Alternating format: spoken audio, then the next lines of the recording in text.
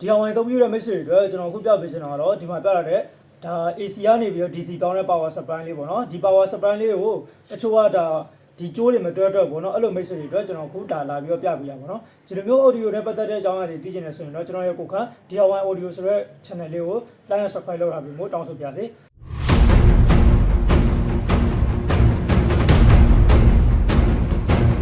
အဲ့တော့ကျွန်တော်တို့ကြည့်ရအောင်ဗျဒီမှာဆိုရင်ကျွန်တော်တို့ဒီမှာကြည့်လိုက်မယ်ပေါ့နော်ဒီမှာသူပြထားတာကကြတော့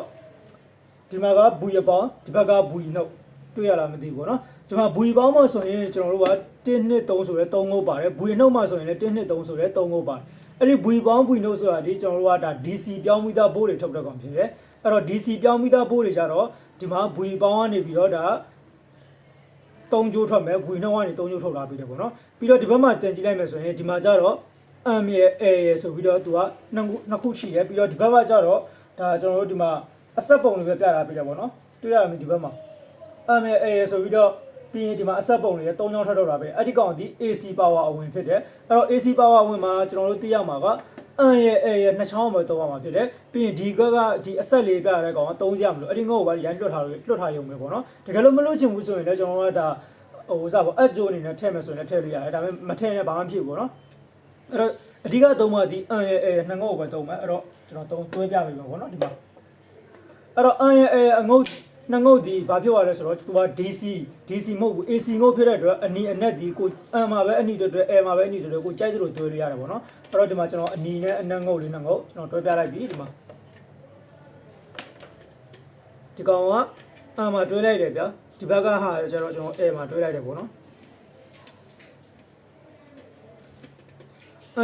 နှငုတ်ကကျွန်တော်ခုနကပြောတာပြပါပြီသူက AC ဖြစ်တဲ့အတွက်ကိုကြိုက်လို့ကိုတွဲလို့ရတယ်သူကဒါ AC အဝင်ပေါက်လေးပေါ့နော်အဲ့တော့ဒီမှာပလက်ရေးတစ်ချက်ထိုးပြမယ်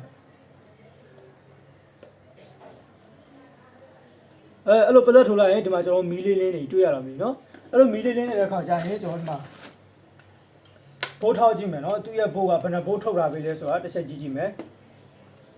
ဒီကောင်ကတော့နည်းနည်းပြရခတ်တယ်ပေါ့နော်ဒီမှာကကျွန်တော်ဘိုးလေးတစ်ချက်ထောက်ကြည့်လိုက်မယ်ပေါ့နော်တွေ့ရလားဘိုးကဒီမှာသူကဒါကျွန်တော်အခုပြတာ15ဘိုးထုတ်ထားတယ်ပေါ့နော်ဒီမှာပြောင်းမြင့်ကြီးပြောင်းမြင့်ဒီမှာ12ဘိုးသူထုတ်ထားပြီးရနော်12ဘိုးထုတ်ထားပြီးတဲ့ဟာကိုကျွန်တော်တို့ကဒီရဲ့မီးနီလေးပေးမှလေလှည့်စရာတွေတခုပါတွေ့လားဒီကောင်လေးဒီမှာလှည့်တဲ့ကောင်လေးကျိုးနဲ့ကွယ်နော်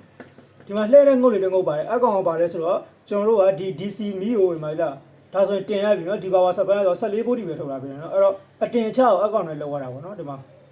တန်ဖို့ဖြစ်သွားပြီဒီကောင်ကတော့ဒီမှာတွဲဖို့ပေါ့နော်အဓိကသုံးရမှာတော့ကျွန်တော်ဒီမီးတွေသုံးတဲ့ခါကျရင်ဒီ power supply တွဲဖို့ပဲထုတ်သုံးတာပို့ပြီးတော့အဆင်ပြေတယ်ဗျနော်အဲ့တော့ဒီ power supply အသုံးပြုနေတွေကိုဒါမျိုးဆိုလို့နေနဲ့နားလည်ပြီးလို့ထင်ပါတယ်